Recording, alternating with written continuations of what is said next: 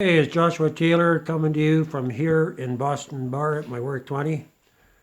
So what I have is this is going to be a carbon foam test. But this time I'm heating from the bottom. So what we're going to do is slide the pie plate. You can see the plate there. Over like this. You're just going to compress this down.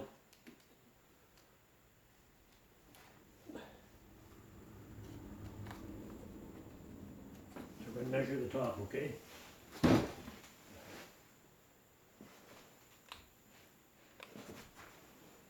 See if I can position it here.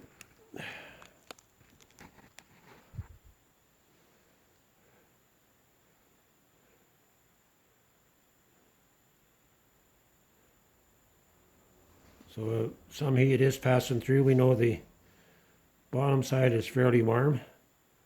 Around 1500 degrees. So the temperature is rising.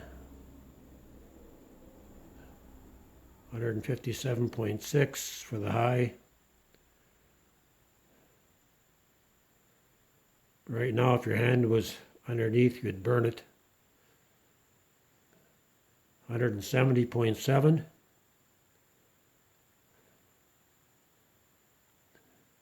So any heat is allowed to dissipate upwards. Still pretty good. It's only 1/8 of an inch thick. You have to remember that. 184. This is the first test of this kind.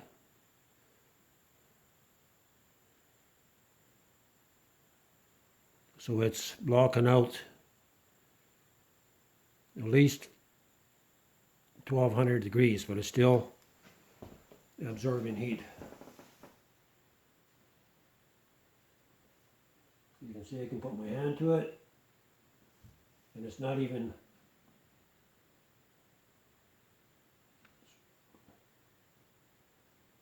it's warm, but it's not hot.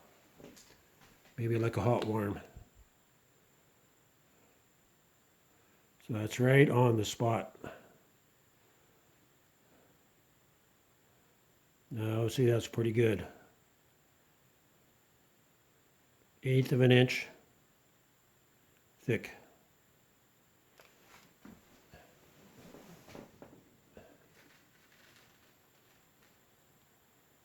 So now we'll measure the core.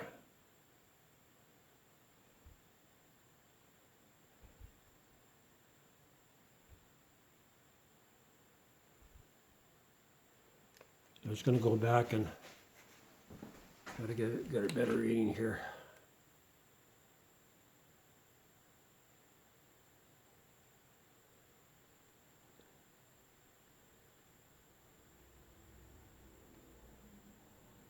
Around 800 degrees. It should be warmer than that actually.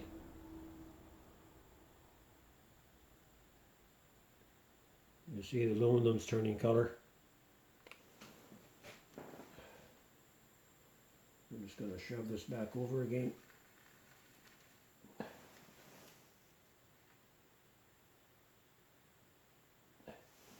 That was firebrick powder. It'd be red hot on top, right? So we're at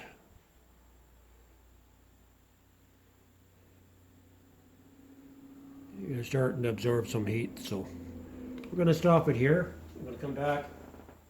I'm going to double up the powder on this. Turn this off.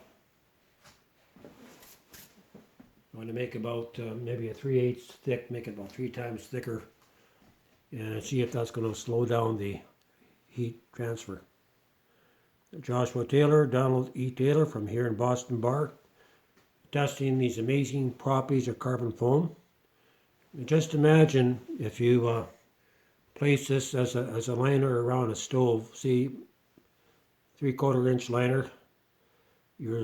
Instead of your stove getting around 1100 degrees, your metal inside your stove would be red hot. That probably climbed about 1600. That means your smoke is going to gasify, right? You're going to get more energy out of your stove.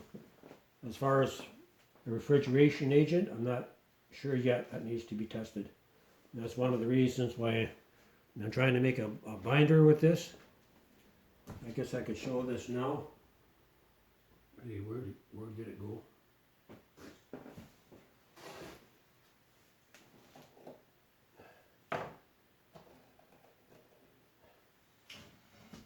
This here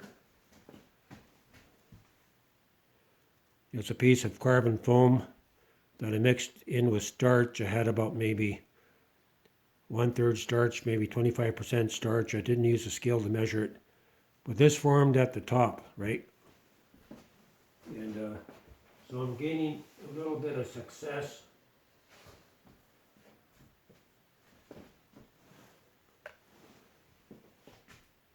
So this is the remainder. The stuff that didn't bind, and so I air dried it, then I cooked it in the oven for about an hour at about 150 degrees. So we're going to try another test with about 10% cornstarch. But the amazing thing is that we're able to take that powder that you see there and reform it back into a solid, and that's what we're looking to do. So a wee bit of success. I'm going to end it here, come back on a second test with a 3/8 carbon foam.